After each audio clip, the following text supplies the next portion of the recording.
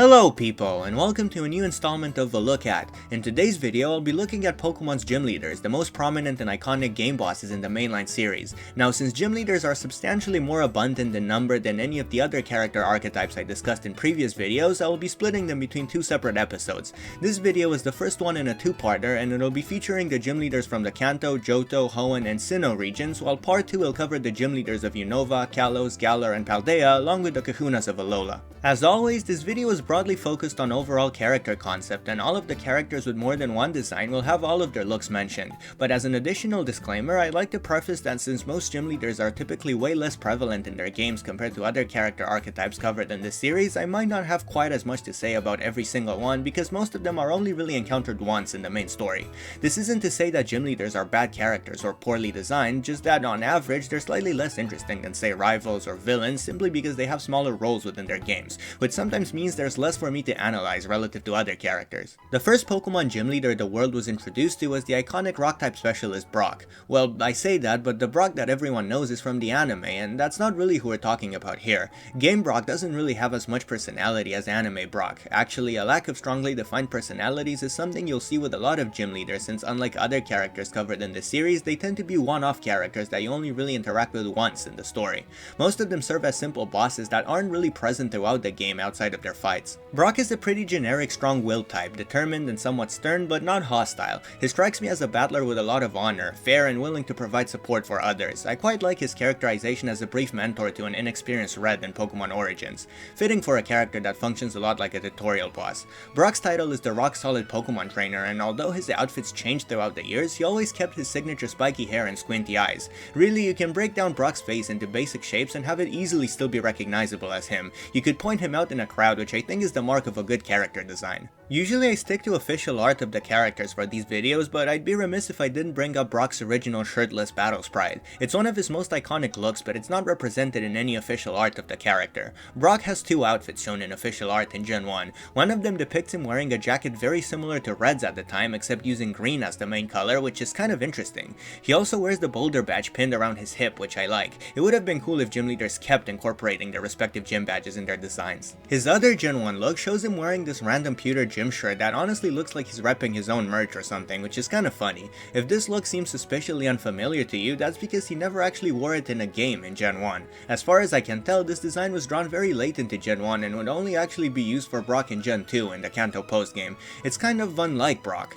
All of his designs starting with Fire Red and Leaf Green in Gen 3 would go on to take more cues from his outfits in the anime. It's most obvious in the black, orange, and grey color scheme and the cargo pants. Honestly, I mess with Brock's style. He looks pretty cool. The design that strays the most from this is his Gen 4 outfit from Heart Gold and Soul Silver. His top piece trades the green for more orange, and he now has long sleeves. The whole look is a bit looser now, but this all makes sense since this is supposed to be an older Brock from 30 years after the events of the Kanto games, and you know, fashion sensibilities can shift over time. His proportions are also lankier in this design, but that's more so a feature of the Pokemon art style at the time compared to the first 3 gens and Let's Go. Nearly everyone was drawn with more realistic proportions starting around Gen 4.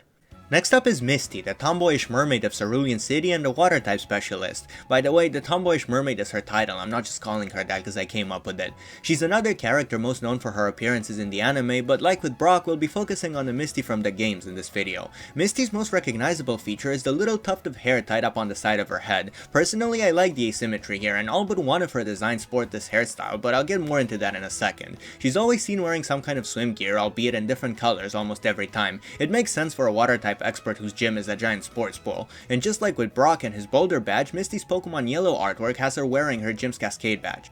My favorite of the Misty designs is probably the one seen in Let's Go Pikachu and Let's Go Eevee. At first glance, it seems like she's wearing exclusively normal clothes for the first time in the games, but a closer look at her model sheet reveals that she is indeed prepared to jump into water with a red swimsuit underneath. I like this outfit because it combines Misty's typical pool wear with a less childish version of her anime outfit, which makes sense because anime Misty was presumably aged down compared to her game counterpart. As for her Heart Gold and Soul Silver design, it's the most different one of the bunch. The Johto remake seemed to have made it a point to redesign some of the Kanto gym leaders more drastically. Once again, this was probably done to get across the passage of time since this is an older version of the character. Misty's now wearing a more sporty single-piece swimsuit along with a jacket and sandals. Why was she wearing normal shoes in some of her previous designs anyway? Do people wear sneakers with swimsuits?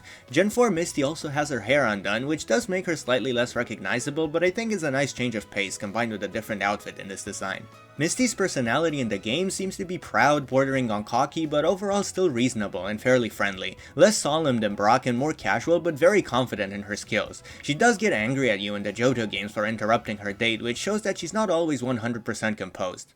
The gym leader in the poor town of Vermilion City is Lieutenant Surge. He was known as the Lightning American before having his title changed to the Lightning Lieutenant in Gen 7 after Pokemon definitively stopped making references to the real world. Surge's designs are extremely similar in all iterations. He's always wearing some kind of stereotypical army gear featuring camo pattern somewhere almost every time. And of course he's got bright blonde hair and piercing blue eyes because he's supposed to be a white guy in an era before Pokemon had regions based on places outside of Japan. The only notable changes to Surge's design are that, as established with previous gym leaders, his yellow artwork has him wearing the Thunder Badge, and that his Heart Gold and Soul Silver design, while still very much military themed, has him just wearing a tank top instead of a full uniform, along with newly added shades and dog tags. I like this version more. It's more cocky than tough, but in an entertaining way, I suppose.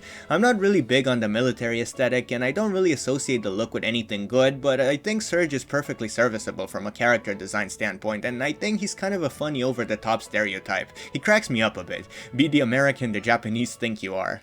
As you might expect, Surge's personality is also that of a stereotypical hard-ass army man, but there is a tragic side to him as he does make references to the hardship of war, and his appreciation for the electric types that he specializes in using seems to come from them having saved his life. Lieutenant Surge's character seems to be inspired by the presence of American military forces in Japan. Many American soldiers were stationed there for various political reasons since the 50s. Incidentally, I'm pretty sure my high school theater teacher was one of them at some point, but that's beside the point. I'm mentioning this because Surge's inclusion does a little bit of light world building for early Pokemon, hinting at a greater world beyond the Kanto region. I'm sure that most of you know this already, but one last fun fact that I want to bring up about Lieutenant Surge is that in the Alola games, where the protagonists are originally from Kanto, you can find an autograph from Surge in your bedroom, and then he also gives the player in the Let's Go games an autograph later in the same generation, creating a bit of soft continuity. Oh, and also the Cantonian Gym Taurus strap in Alola is based on the Vermilion Gym with a badge that looks just like the Thunder Badge. Celadon City's nature-loving princess Erika is a serene and sleepy grass-type user. Yet again, most of her designs are largely the same, and she is distinguished by her traditional kimonos that she always wears, although the exact coloration and pattern tends to change with each iteration of the character. And yes, the rainbow badge is there in her yellow art. Because of the consistency in her looks, her style doesn't change much in Heart Gold and Soul Silver, unlike with the previous gym leaders. But the autumnal theme of this particular kimono suits Heart Gold and Soul Silver quite well. More specifically, it suits Ecruteak City and Belchime Trail. Now, Erika has nothing to do with those locations, she's not even in Johto, but you know, there's a subtle metatextual connection here, especially since Ecruteak is home to Pokemon's other prominent kimono wearers, the Kimono Girls. Missed opportunity to give Erika a Leafeon in these games, to be honest. Other than her gentle character, I don't have all that much to say about Erika's personality in the games, but I do like her. When I first encountered her in Pokemon Blue, I was amused at the fact that she was a grass-type specialist named Erika because my name is Eric, and I had a Venusaur named Rosie that I was really attached to during that playthrough. It felt a bit like I had run into myself in the game. Little did I know.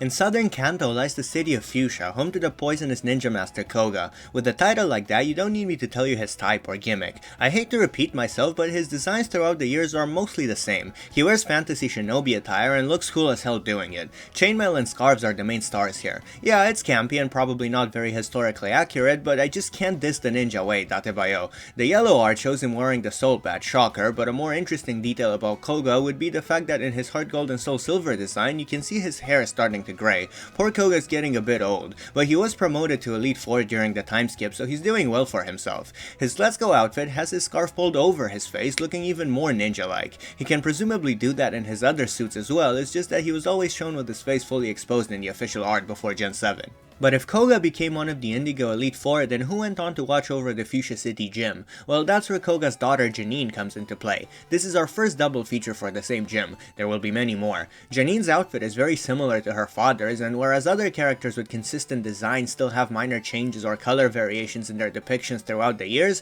the two official artworks Janine has are quite literally the exact same design, just in different art styles. But yeah, basically everything I said about Koga also applies here, except Janine's scarf is more pink than red, and her hair is a bit more unique than Koga's generic spikes. Janine also inherited the title of Poisonous Ninja Master from her dad. Both her and Koga act a bit like tricksters, but Koga is more edgy and intimidating, while Janine comes across as more playful than anything. She's definitely friendlier. Moving on to the gym leader of the largest settlement in Kanto, we have Saffron City's master of psychic Pokemon, Sabrina. She's usually seen wearing this red pinkish suit and white gloves, which sorta reminds me of a circus performer, especially in her Gen 1 sprites where she's holding a whip. It's a bit of odd randomness left over from early Gen 1's vision of Pokemon. I don't really know what to make of her uniform otherwise, but it does have a sort of imposing presence, which makes sense since she's located in Kanto's central city that you couldn't access for a while, and it's also where you defeat Team Rocket, so you do meet her near a climactic point in the story, and she's one of the harder bosses in Kanto with the strongest type in Gen 1. Sabrina's yellow art shows her levitating her Marsh Bat with her psychic powers instead of wearing it somewhere in her outfit, which is cool and emphasizes her unique trait and ESP abilities. She's probably the first major example showing that humans in Pokemon can often do a little bit more than real world humans, as some have special powers. Even now we have characters like Ivor who can break walls with his fists. Sabrina's design in Heart Gold and Soul Silver is way different, same color scheme, but the outfit is more casual and in my opinion more fashionable. She also no longer sports her signature neat flowing hair and instead has its style shorter and messier. Overall, it looks a lot more like a real outfit an actual person would wear, with the exception of those bulky cuffs she now has. I feel like they're supposed to either be inhibitors for her powers or enhancers. They glow the same green as her psychic energy and her sprite, so either way Sabrina seems to be wearing them to help with her special abilities in some way. Maybe they were developed by Silphco since their HQ is also in Saffron just like Sabrina's gym. Regardless, these cuffs add the perfect kick to an otherwise not too fantasy looking design, and I think this is probably my favorite look for the character.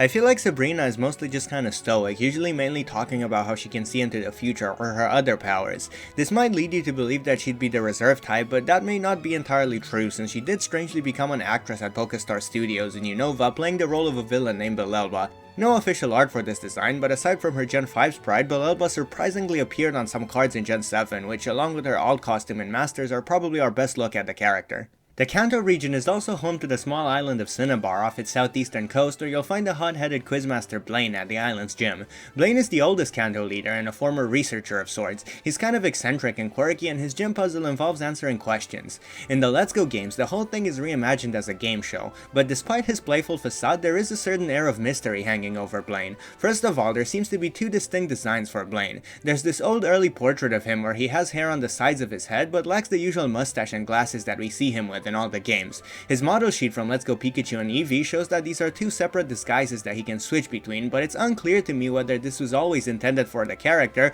or if this is just Let's Go referencing the anime version of Blaine where he does switch between the two looks freely. What I'm saying is I'm not sure if the different Blaine designs exist because he was intended to be a character who disguises himself from the very beginning, or simply because of a change in design that was retconned to be a disguise. The other mystery involving Blaine is his friendship with Mr. Fuji, the kind elderly man that looks after Pokemon in Lavender Town who you met earlier in the story. Upon exploring the Cinnabar mansion, you discover that Mr. Fuji was responsible for, or at least played a part in the creation of Mewtwo, and since Blaine was Fuji's friend who also lived on Cinnabar and seems to have also been a scientist, it begs the question, was Blaine also involved with the birth of Mewtwo, and if not, how much does he know about it? I normally only stick to the game universe in these videos, but I want to quickly mention the Adventures manga because in this version, Blaine was the main culprit behind cloning Mew. This version of the story also explains why Mewtwo looks so drastically different from Mew. As it turns out, Mew's DNA sample was incomplete, so Blaine had to use some of his own human DNA to successfully finish Mewtwo, hence why it looks so human-like compared to Mew.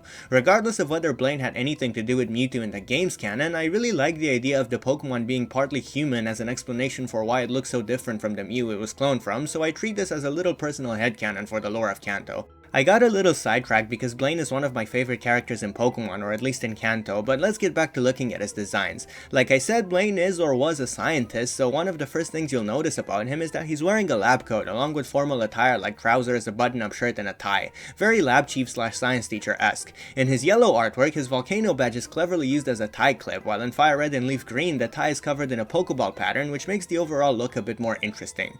But my favorite version of Blaine's tie is from the Let's Go games where its tip is burnt off in the shape of a flame, which along with the red and orange coloration gives you an obvious hint towards his fire type specialty. It's a subtle way to spice up and modernize an old design while still very much preserving Blaine's original look. In Heart Gold and Soul Silver, Blaine looks more dapper and kempt, no longer wearing a lab coat and instead having a white vest and fedora. This more fashionable outfit makes Blaine look like a very respectable older gentleman, and I'm glad he seems to be doing well since this is after a volcano destroyed his gym and he was forced to temporarily relocate it inside a cave. Blaine was already pretty old in the Kanto games, and now that 3 years have passed, he seems to need a cane in order to move about, which is a bit sad, but it's an easy and realistic way to show the passage of time, just like with Koga's grey hair.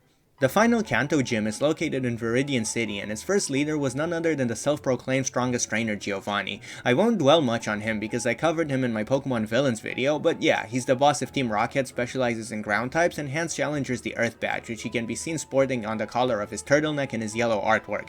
After Team Rocket is initially disbanded, Giovanni goes into hiding, and the role of Viridian City's gym leader is taken up by Blue. He still hands out the Earth Badge despite not specializing in ground types and instead uses a variety of Pokemon on his team. He also doesn't get a gym leader title. But guess what? I'm also not talking about him because I already did in my Pokemon Rivals video, so we're moving on to Johto. The first gym leader in the Johto region is Violet City's elegant master of flying Pokemon Falkner. His design went unchanged between Gen 2 and Heart Gold and Soul Silver aside from his Zephyr badge being present in his older art, which is the case for all of the Gen 2 official art of Johto's gym leaders. I'll show it on screen instead of mentioning it from now.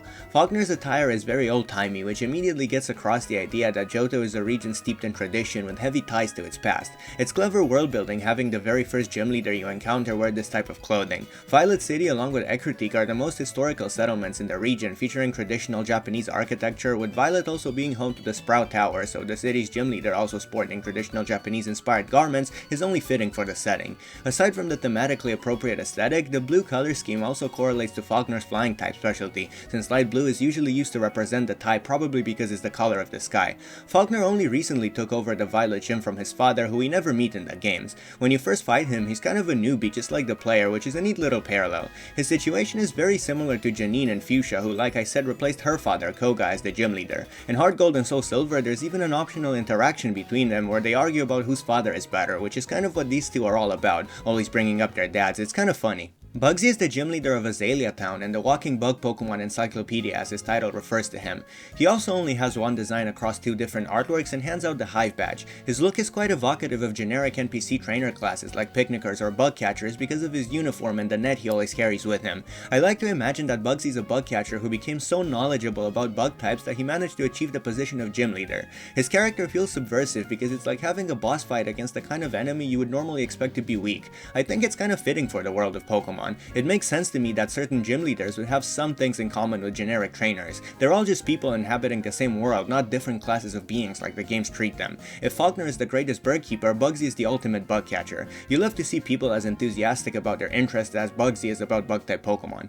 Next up is Whitney, the incredibly pretty girl and gym leader of Goldenrod City. I wonder if she picked that title for herself. In both her designs, Whitney seems to be wearing something akin to a sports or baseball uniform. It's a little random considering neither her character or gym have a sports theme, but in Heart Gold and Soul Silver, she does introduce you to the Pokeathlon, which is close to Goldenrod, so her outfit is oddly fitting, at least retroactively.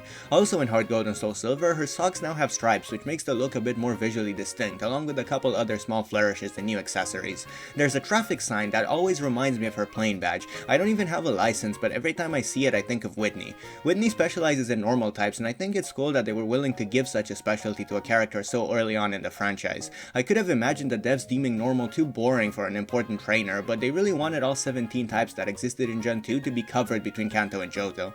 Ironically enough, despite using a type that many associate with weak early game mons, Whitney is notoriously hard to beat in Johto. A combination of factors like the mechanics of the move Attract and the gender ratio of starter Pokemon along with the Pokemon availability before Whitney's gym lead to a probably unintentionally frustrating boss battle in Goldenrod.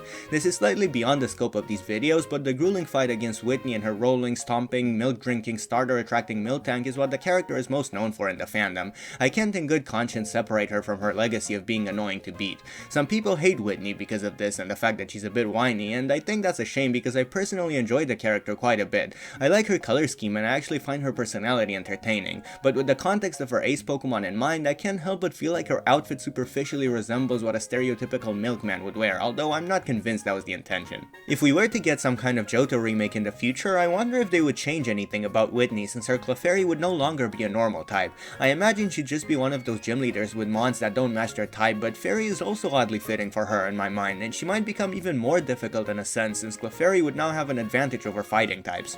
Whitney's a bit fickle and vain. Like I said, she doesn't take her loss like a professional, and she apparently only got into training Pokemon because it was popular. Maybe they were going for a shallow city girl archetype with Whitney, seeing as her gym is located in the largest city in Johto, but it feels mean to reduce her to just that.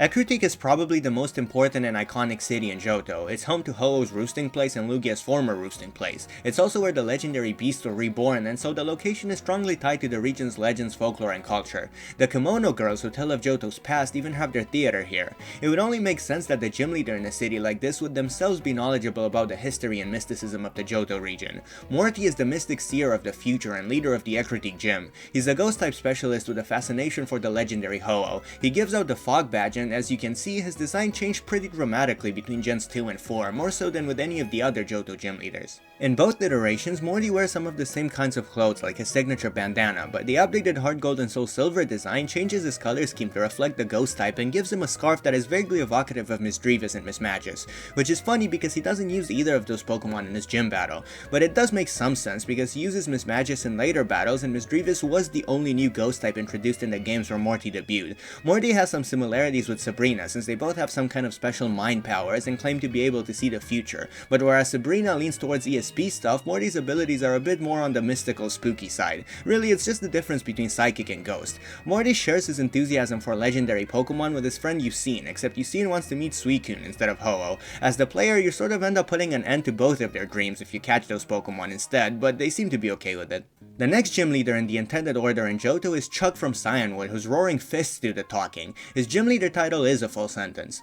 Chuck hands out the Storm Badge and he's always seen shirtless, only wearing martial arts pants and a belt. Actually, aside from the fact that Chuck opted for bandages around his wrists and or feet instead of metal cuffs, he is wearing pretty much the exact same type of outfit as Bruno, the other fighting type specialist that we knew of at the time Chuck was first introduced, which is made even more obvious by the fact that you encounter and battle both Chuck and Bruno in the Johto games. It was the first time a Pokemon game doubled up on a type specialty in its character roster.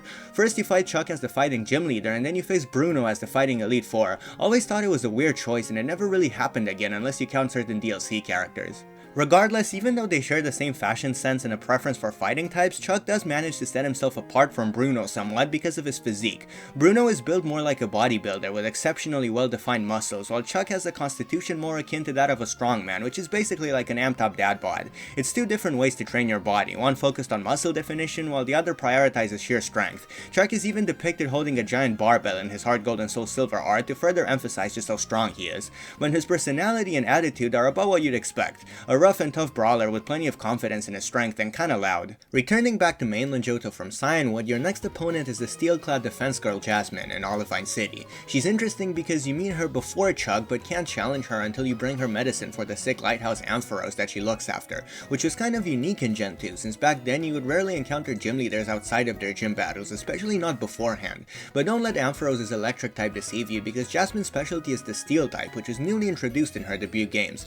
Because of this, she doesn't just have the role of a boss in the game, but also that of a character who introduces the player to a new mechanic in the form of a fancy new type. Defeating her will earn you the mineral badge, and although neither of her designs are particularly interesting or creative in my opinion, I do love both her Gen 2 and Gen 4 looks because they reflect her gentle and caring personality, which hilariously contrasts with the themes and appearance of most steel-type Pokemon, especially Jasmine's Ace Steelix. Usually I like it when characters in Pokemon find clever ways to incorporate elements of their type specialty in their design, but the fact that Jasmine's cute, soft, sort of modest style seen in both of her outfits is the exact opposite of what the steel type tends to be about is just kinda funny. You wouldn't expect such a well-meaning character that looks like this to pull out this thing in battle. Another interesting thing about Jasmine is that you encounter her in Sunyshore City in the Sinnoh games. You don't battle her, but apparently she's on a trip to Sinnoh because aside from being a gym leader, she also likes participating in Pokemon contests, and you can actually compete against her, so in a way you do challenge her, except it's in a contest instead of a battle. And in case there's anyone who didn't engage with that mechanic, contests are a mini-game in the Hoenn and Sinnoh games where instead of fighting opponents, you compete with them in a sort of Pokemon talent show / performance where you show off your Pokemon style.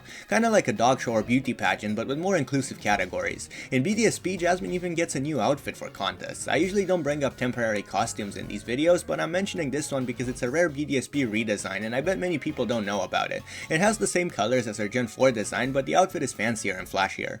Pryce is known as the Teacher of Winter's Harshness and is the elderly Ice-type gym leader of Mahogany Town. His badge is the Glacier badge, and as you can see, he is similar to Morty in that his style received a drastic makeover between the original Johto games and their remakes. In Gen 2, he's dressed like your average old man, not too flashy, not too formal, just a polo shirt, shorts, and sandals. You could easily imagine him feeding the Pidove in a park or casting a fishing rod by the side of a lake, although it is somewhat surprising that he's dressed so summery given his type specialty. Perhaps that contrast was intentional. When his redesign from Heart Gold and Soul Silver takes the complete opposite approach. Not only is he properly dressed for the cold with a trench coat, scarf, and warm underlayers, but this attire is a lot more formal and dignified, and the blue and white appropriately call to mind an icy snowscape. The look commands a certain degree of respect. In fact, the vibe of Pryce's outfit in Gen 4 is similar to that of Blaine's in the very same games. The two are almost counterparts of each other in a lot of ways. They're both older gentlemen with canes, they're both the 7th gym leader in their respective regions, and their type specialties are basically opposites, with ice for Pryce and fire for Blaine. Their personalities aren't quite the same though, because Pryce is a bit more down to earth than the passionate, fiery Blaine.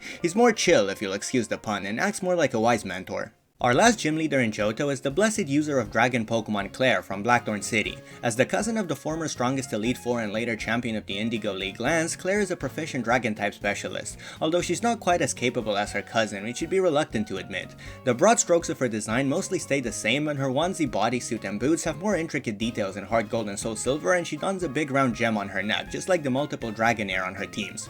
Despite her ace being Kingdra, her using a bunch of Dragonair is a neat way of signifying that Lance is a cut above her, because he's known for using multiple Dragonite, which is the evolved stage of Dragonair. Clair is supposed to give out the Rising badge, but she refuses to do so at first in the Johto games because she cannot admit defeat and seems to think that the player's win was a fluke. Despite not being weak, Clair is clearly insecure about her strength and doesn't take losing well, which is understandable for someone who grew up in the shadow of a trainer of Lance's caliber. If the Johto games were made now, I think they would have delved more into those family dynamics to flesh out her character, but the games she's from were made back when Pokemon prioritized the story and characters a bit less, so she just kinda comes across as a sore loser to most people.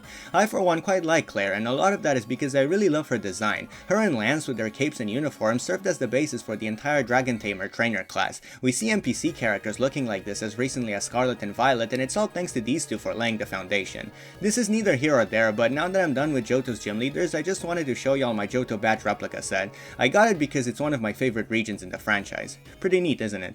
Okay, intermission time. Before I move on to Juan and Sinnoh, I'd like to have a closer, more analytical look at what gym leaders are for the world of Pokemon from a lore perspective. As I'm sure most of you already know, trainers in the Pokemon universe need to collect 8 gym badges from any given region by defeating 8 gym leaders to earn the right to challenge said region's Pokemon League, usually the Elite Four and Champion, and have a shot at becoming champion themselves. Of course, the specifics can vary in regions with different league systems like Alola and Galar, or regions that straight up don't have Pokemon Leagues like the ones in certain potentially canon spin-offs. This makes sense since having 8 badges is proof of one's skill, and it's a way of ensuring that not just any random schmuck can waste the Elite Four and Champion's time by challenging them with no hope of winning. But gym leaders are often also depicted as pillars of their respective cities' communities.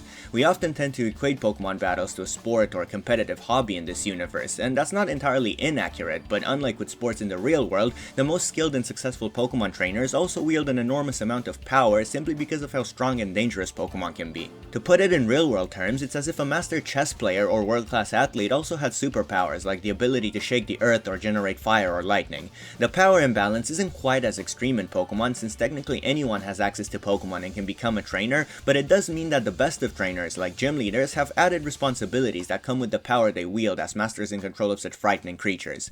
I don't think it would be absurd to assume that one of the reasons league systems are put into place by the governments of the Pokemon world is to encourage the strongest trainers in any given town or city to protect their respective settlements and their citizens. It's not unlike the champions who assist in taking down threats to their regions, just at a smaller scale. We often see that gym leaders are respected by the people in their hometowns and they have a degree of authority. Oftentimes they have other professions in their cities that help the community, like how Drayden is also mayor of Opelucid on top of being its gym leader. Pokemon battling and Pokemon leagues are a source of fun and personal growth for sure, but I think it makes sense that it would also be a way of regulating strong trainers and holding people with power accountable while also utilizing their skills in service of protecting their communities. You want to be strong? You want to be a gym leader? Then you'll also have to take care of those around you. Admittedly, some of this is just theorizing on my part, but I think evidence pretty clearly points at gym leaders being more than just the best at a sport in a specific city. The first gym leader fought in the Hoenn region is Rosboro City rock-loving honor student Roxanne, who gives out the stone badge. Roxanne is the studious, scholarly type, and she apparently graduated from the trainer school in Rosboro. She's got the attitude of a teacher, but both of her designs sorta convey the vibe of a student's uniform, so she represents both sides of the academic experience in a way, I suppose. Her Oras redesign simply adds more details to her outfit and makes her silhouette more dynamic and recognizable by making her dress larger and more splayed out. She swaps the blue for an earthy gray color, which, along with the angular pattern pattern on the rim of her dress better suits her rock-type specialty. Like I mentioned with Blaine and Let's Go, I like it when older gym leaders are redesigned with Pokemon's new philosophy of having elements of their types in their designs while still preserving the overall style of the character's original looks.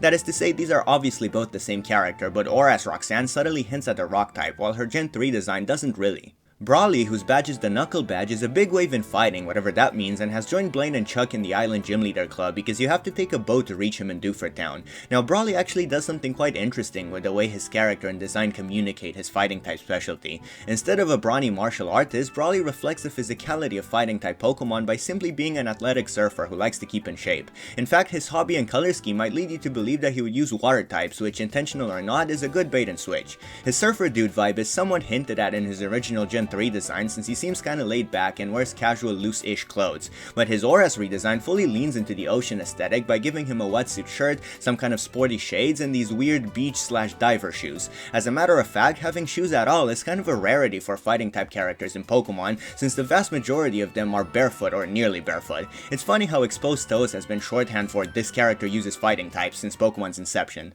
Moving on to Hoenn largest city of Mauville, we meet the cheerfully electrifying man Wattson, who you can obtain the Dynamo badge from. Wattson, as his title implies, is a cheery old inventor/electrical engineer type. He is mostly interested in using his tech knowledge to help improve his city, and that's more or less where his character ended in Gen 3, before his backstory was drastically expanded upon in Oras.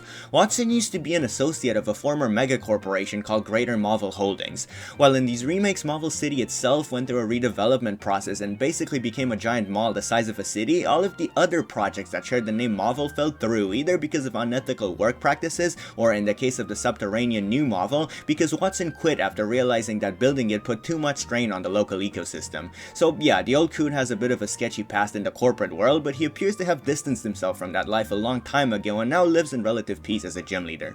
As you'll see more of in the Hoenn section of this video, the character redesigns introduced in Oras normally cleared the originals for me by a landslide, and while I do think I ultimately prefer Wattson's Oras design over the Gen 3 version, it's not as clear cut in this case because I do find the original sweater with a lightning bolt patch quite charming. I honestly dig both versions. The Gen 6 outfit features an electrically themed Hawaiian shirt and sandals with a screwhead design. They fit Wattson's eccentric mechanic shtick in the subtropical climate of the Hoenn region, but now that we have a proper tropical region in Alola, it feels like the shirt could actually come from there. I can almost picture an older Sophocles wearing it. Our next Hoenn gym leader, Flannery, is one with a fiery passion that burns. Flannery took over the Lava Ridge Town gym and its heat badge from her grandfather, so she's another character like Janine and Falkner who inherited her position from an older relative and is still figuring out how to live up to the title of gym leader. As you'd expect from fire-type specialists, Flannery is quite hot-headed and energetic, but her overzealous persona is, at least in part, an attempt to overcompensate for her own insecurity and her lack of experience. After the players battle with her, she drops the act and starts to behave more sincerely. Flannery is nothing short of endearing. She's just one of those characters everyone likes, and you know, she is also very pretty. Both of her designs are great. Her Gen 3 look has a trendy casual vibe which comes across as really quite fashionable. It's not just a neat character design or cool fantasy clothing, it's a genuinely solid outfit that someone might wear in the real world. I mean, I would. The Oras version of Flannery's design keeps the same small top big pants ratio, but adds more details and or layers, as is the norm for these games. And now that I think about it, Flannery is another rare case where the Oras redesign doesn't outshine the original, just like with Wattson. The Gen 3 outfit looks like it could be featured in a street fashion magazine, while the Oras version is more akin to something you'd see someone wear at a con, as it leans more towards fantasy.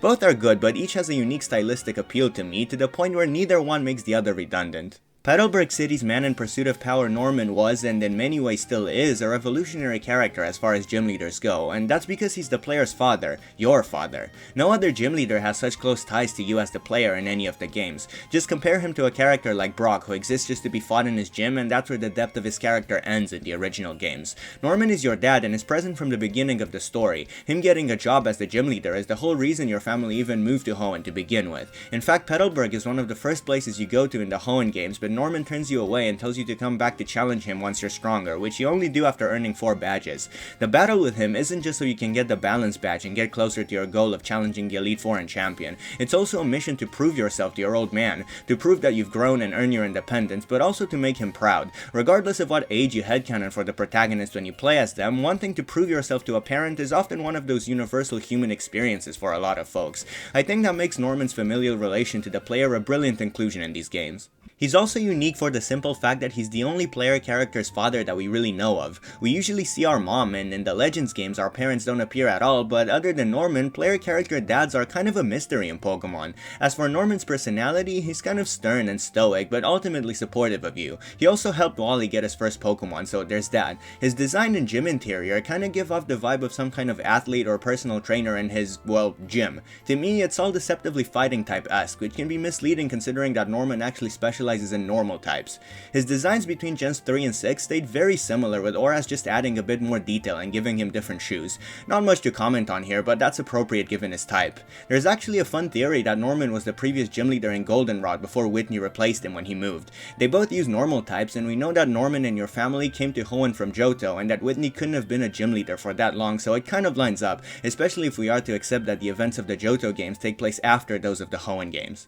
As we make our way to Eastern Hoenn, our next stop is in Fortree City, where Winona, the bird user taking flight into the world, is gym leader. Winona has a pilot motif in her designs which stayed mostly consistent between generations, although the newer Auras version adds more wing-like details around her arms and legs to match her wing-shaped tufts of hair, along with removing the orange from her outfit to make her look a bit more dainty, which fits her graceful and aloof personality.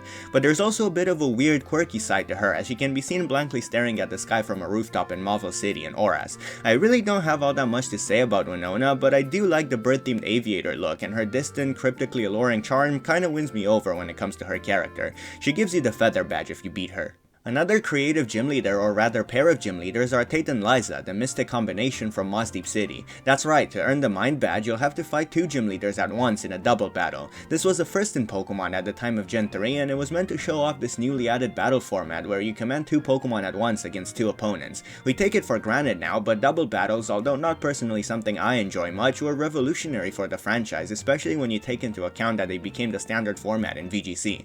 And so Hoenn, the region to first introduce double battles, has certain features in the games to ease players into the idea. There's Pokemon pairs like Plusle and Minun or Volbeat and Illumise, but also the gym leaders Tate and Liza and their Solrock and Lunatone. And by the way, having these celestial body inspired mons as their aces is a great choice thematically, not only because the psychic type is associated with space, but also because Moss Deep City, where Tate and Liza have their gym, is home to the Moss Deep Space Center as well.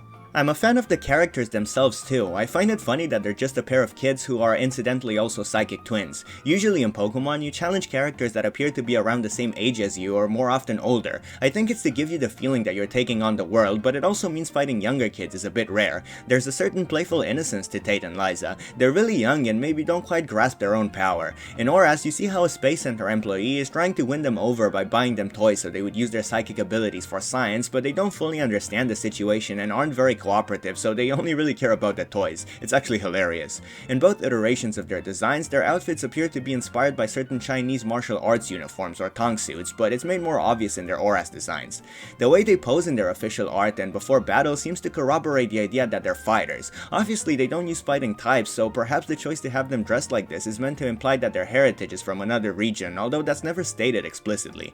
If there's any Chinese viewers that have a more well-informed input on this, please let me know. Either way, I love how the Auras versions of Tate and Liza add a subtle space motif to their uniforms, like star-shaped buttons and a logo that looks like a Pokeball with a ring around it like Saturn. The final gym in Hoenn is located in Sootopolis City, and its gym leader is the artist and lover of water Wallace, who gives you the rain badge. Wallace is a performer slash model type person with a history of being a Pokemon contest star. He's a close friend of the Hoenn champion Steven and has certain special responsibilities as a descendant of the ancient Sootopolis people. He's in charge of granting people access to sacred places like the Cave of Origin and Sky Pillar, where the legendary super ancient Pokemon of the Hoenn region reside. So yeah, Wallace is a bit of a golden boy and wears a lot of hats. His giftedness creates somewhat of a contrast to his friend Steven, who was born into privilege as the pampered heir of the Devon Corporation, as Wallace once called him teasingly. Whether it's in a romantic shipping context or simply as longtime friends, I really love this duo. I like to imagine that they went on their journeys around Hoenn around the same time and became rivals. In the end, one prevailed as the champion and the other became the 8th gym leader, just like Red and Blue.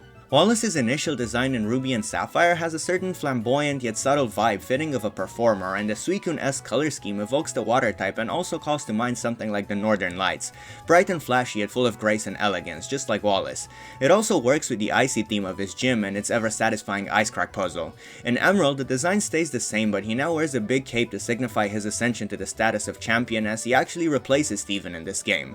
Although Auras is based on Ruby and Sapphire, not Emerald, and therefore has Steven as the champ again, there's a newly added scene between him and Wallace which implies that Wallace taking on the role of champion is actually a favor to Stephen so that he can go off on some kind of journey.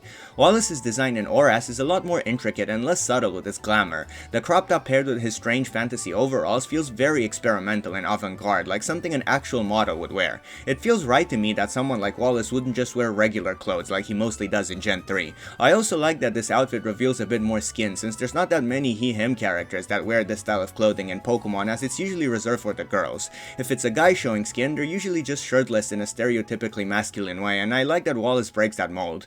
Although Oras Wallace isn't champion, his short cape and long flowy scarf convey the same sort of shape language as his big cape in Emerald, especially with the curved ruffled ends. I mentioned that Wallace is champion in Emerald, so that begs the question, who is the 8th gym leader in his stead while he's off at the Pokemon League? Why, it's Juan, of course, the gym leader with the beauty of pure water. Not to diss the guy, but I feel like Juan is the Glove Shido of Pokemon gym leaders. He's only in one game where he replaces a much more popular character that otherwise completely overshadows him. As far as I can tell, he didn't have much impact in other media and was kind of forgotten and lost to the sands of time. He's Wallace's old mentor who retook the position of Sootopolis gym leader to stand in for his pupil when Wallace went on to become champion. Juan wears a strangely anachronistic outfit that makes him look like some kind of stereotypical French aristocrat or noble. His dialogue that isn't about Wallace, paired with his style, sort of shows that Juan is also about beauty and elegance, which makes sense if he's the one who taught Wallace, but it doesn't help his forgettability because it makes him quite similar to his younger counterpart. There's a subtle difference between the two though, in my opinion. Wallace is a bit more flashy and showy, while Juan is slightly more subdued and tasteful with his style, or at least he tries to be, but the outfit is kind of distracting. Either way, I understand why people tend to overlook him, but maybe not all hope is lost. If Pokemon Masters brought back a similarly forgotten character who's exclusive to a less played 3rd version in Chris, perhaps it can bring back Juan as well. That's my pick for the next sync pair. Next in line are the gym leaders of the Kanto-Sinnoh region.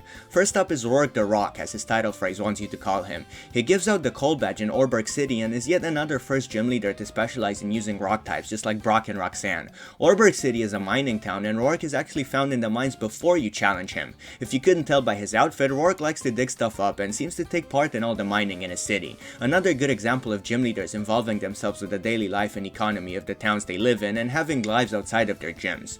Rourke is also the one to introduce the player to the Underground and Great Underground, which are optional locations with extra activities in the Sinnoh games, and it gives Rourke an additional thing to do. Nothing outstanding about his design, but it's great that it's very clearly reflective of Rourke's occupation. I also kinda like that his figure, gentle expression, and glasses separate Rourke from the strong brute archetype, which would have been a boring and unoriginal choice for a manual laborer. Rourke is a miner, but he's got finesse. Eterna City is where you'll find the holder of the Forest Badge, Gardenia, master of Vivid Plant Pokemon. Gardenia is just kind of a friendly person without any quirky character traits, except for her being too afraid to go into the old chateau in Eterna Forest. I don't dislike her character by any means, but there's nothing unusual about her personality, nor does she have an obvious big role in the story. Her design, however, is one that always weirdly fascinated me. It's a very strange mixture of almost medieval fantasy-like attire and contemporary styles. She's got this green poncho cloak thing with a cross-stitch, which almost feels like something Frodo or the Survey Corps would wear, but she's also wearing modern ripped cargo shorts. It's quite dissonant in my opinion, but bizarrely it works, if only just for the novelty of it. The juxtaposition between such different articles of clothing makes Gardenia surprisingly memorable to me. I also like the contrast between her form-fitting undershirt and the bagginess of her other clothes and the shape of her hair. In fact, I quite like how the black part of her hair matches the shirt while the brown parts matches with the pants. The whole dark green, light brown, and black color scheme is pretty soothing and really well distributed for a character with such a strange sense of fashion. The clothes themselves are weird, but the colors bring the whole design together fairly cohesively. Maylene is referred to as the barefoot fighting genius, and she's the gym leader of Veilstone City who gives out the Cobble Badge. She's a fairly typical fighting type specialist, focused and disciplined, but what sets her apart from other characters with the same specialty is her humility. Maylene is less stern than other older fighting type users and a bit more level-headed. While she doesn't seem to be insecure about her abilities exactly, she doesn't have an inflated sense of pride and appears to be open about the fact that she herself doesn't have a clear idea about what makes her special. Maylene doesn't yet know what the meaning of strength is and is eager to learn from others, especially Candace, a fellow gym leader that she looks up to. While not quite as young as Tate and Liza, Maylene is another child gym leader who appears to be younger than the player, and her lack of experience is the defining trait of her character. Her small frame is also somewhat uncommon for a user of fighting Pokemon, but to me she seems like the kind of person you'd easily underestimate, but is actually extremely capable and would probably kick your butt. Her design is also pretty minimal, with a fairly plain fighting outfit made up of a simple tank top and sweatpants. While not exceedingly interesting visually, the look is is fitting for Maylene's humble yet focused character, and the small flourishes like the bandages on her face and arm and the fighting gloves do help her stand out a bit. Heading into the boggy Pastoria city, our next gym leader is the torrential masked master, Crasher Wake. With his luchador wrestler inspired outfit, you might be inclined to assume Crasher Wake would use fighting types if it wasn't for the fact that there's already a gym leader with that type in Sinnoh. But no, he actually uses water types and hands out the Fen badge. He's like a reverse Brawly who looked like a water type expert but used fighting types. Wake's design and over-the-top attitude are very entertaining to me, but he also has an unexpectedly wise and profound side to him. Sometimes he says strangely beautiful things. I especially like how you find him contemplating the waterfall on Route 47 in Johto. They didn't need to include him in Heart Gold and Soul Silver, but his appearance was a welcome surprise, and he's a real sweet guy for gifting the player with masks for the photo club. In Platinum, Barry and Wake have a one-sided mentor-pupil relationship that seems to exist entirely within Barry's mind, and that Wake is more than reluctant to acknowledge, which leads to some honestly really funny interactions between them. Wake also appears outside a Pokemon World Tournament in Black 2 and White 2, which isn't the case for every returning character in those games. He explains that his wrestler persona back home is a man who traveled from a far-off region, but in reality he was born and raised in Sinnoh. All of Wake's little quirks and appearances lead me to believe that maybe he was a bit of a creator favorite among the folks at Game Freak, which I really can't blame them for. Aside from enjoying his character, I'm also partial to Crasher Wake because his outfit is evocative of my favorite Pokemon, Swampert. At first I wasn't sure if it was intentional, but a portrait of Wake from an early beta of Diamond and Pearl that surfaced a few years ago revealed that his initial design was even more reminiscent of Swampert. It looks like the designers took inspiration from the last generation's water starter when designing their new water specialist in Gen 4. And if that wasn't enough fanservice for me specifically, his signature Pokemon Floatzel evolved from like my second favorite Pokemon, Weasel. For the record, do not take that statement as gospel because my favorite Pokemon rankings are an ever-changing nebulous mess. I just love so many of them, I can't decide. Coming up next is Fantina, the alluring soulful dancer from Hearthome City and holder of the Relic Badge. Her manner of speaking, regardless of the language you play the game in, alludes to her being from a different country or region. Whether she's from Kalos, Galar, or another place entirely, she's supposed to come off as foreign within the Japanese-inspired region of Sinnoh, which is funny because to a lot of Pokemon's Western audience, she would be anything but. And just like Jasmine and Wallace, Fantina is a gym leader and contest performer. In fact, the only contest hall in Sinnoh is located within Hearthome City, just like her gym.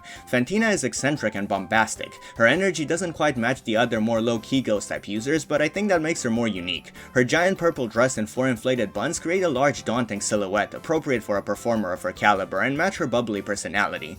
The ballooning shapes along with the yellow cross-shape accessory on her hip call to mind Drifblim, who, while not actually her ace, is the Pokemon most associated with the character and the one she uses in contests. The next gym leader in Sinnoh is located in Canalave City, and he's referred to as the man with the steel body. I'm talking about Byron, who holds the Mind Badge, not to be confused with the Mind Badge. If Byron's digger/construction worker theme and design seems a little too similar to Rourke's, well, that's because they're father and son. Byron's design evokes in ways the image of an older, more weathered Rourke. He's unshaved and has darker red hair that's more scruffy and unkempt, and he's also not wearing a helmet. Almost like the years of digging underground made him feel so at ease there that he doesn't feel like he needs extra protection. He also wears a cloak for some reason. Maybe it's to protect him from dirt and keep him somewhat clean, or maybe it just looks cool. Rourke and Byron's dynamic is also reflected in their teams. They each use different Gen 4 fossil Pokemon as their ace. They're both rock types, but Bastiodon's added steel type along with the fact that it's evolved makes it appropriate for Byron's team. Furthermore, and in my opinion more cleverly, the rock specialist Rourke uses the rock and ground type Onix, while Byron, who specializes in steel types and is Rourke's father, uses the evolved stage of Onix, the steel and ground type Steelix. Byron is also friends with Riley, a character you encounter on Iron Island, close to Canalave, a place where Byron used to spend a lot of time and often trains at. I already mentioned Candace, the Diamond Dust Girl and gym leader of Snowpoint City in Maylene's section of the video, and now it's time to cover her in full. Candace gives out the Icicle badge, and her city is located in the northernmost point of the region, which feels somewhat isolated from the rest of Sinnoh because of how much of a drag it is to cross the routes leading up to it. This isn't very relevant to Candace's character, but to me, the setting, along with the nearby Snowpoint Temple where Regigiga slumbers, made encountering her feel a bit more special than other gym leaders. It almost feels like this is supposed to be the last gym, but it's only the 7th. Candace is young and pretty laid back. She doesn't neglect her duties as gym leader and doesn't have trouble focusing or anything, but her job isn't her whole life, and it seems she doesn't want to let her position stress her out too much or turn her overly serious. Candace herself mentions that she's not as solemn and cold as is presumed of Ice-type specialists. Her somewhat casual nature is arguably reflected in her design, as her outfit seems to be inspired by trendy Japanese fashion from the time Diamond and Pearl were released, of course using colors that call to mind the ice type. Her look is pretty cute actually, and it shows that Candace is comfortable with expressing herself. She's a capable young woman who doesn't overcompensate by pretending to be all business and no fun because she's confident in her skills while also not taking things too seriously. This makes her a perfect foil for Maylene, which is why I like their friendship. If Maylene is on a journey to find out what the meaning of strength is, then her role model Candace is someone who never really concerned herself much with the question and therefore can help Maylene, who looks up to her, ease up a bit. It's a shame they're just side characters that you ultimately don't see interacting much because I see the writing potential here. Finally, we've reached a shining, shocking star of Sunnyshore's City, Falkner, an electric-type gym leader who gives out the beacon badge to the challengers that manage to beat him. Problem is, not many of them do, and it led Falkner to becoming pretty apathetic and bored with his job. He wants a good fight and says that unless a gym challenger impresses him, he'll go to challenge the Pokemon League where his close friend Flint is one of the Elite Four. But of course, as the player, you triumph over Falkner and rekindle his passion for battles a bit. I think having a bored and depressed gym leader on the verge of quitting was actually a great idea. It made him memorable, but there's also the fact that with Sunnyshore's Gym being the final one in Sinnoh, Falkner was the 35th gym leader character in the overall Pokemon franchise at the time of his introduction, so his tiredness kinda works as a sort of meta commentary on the gym leader trope and how it was starting to get a little old, even back in 2006. As for his design, Falkner isn't dressed like a mechanic or electrician, even though he's known for constantly modifying his gym. Instead, his outfit looks a bit like that of some kind of rock star, right? With the jacket and the way he's sitting down all mopey. Although he's not stated to be an artist, Falkner is like the rebel in a band, the guy who always threatens to quit, the jerk, an important part of a band's success. Like I hinted at a moment ago, I feel like although they're charming and they evolved quite a bit since Gen 1, gym leaders in Pokemon got a little repetitive at this point. Thankfully, the next region and generation would give us arguably the best gym leader roster in the franchise and definitely an improvement over the leaders of the first 4 gens. So join me next time on A Look At, where we'll start off by looking at the gym leaders of the distant Unova region and continue into the modern day. Until then people, consider subscribing and checking out some of my other videos, but regardless, thank you for your time.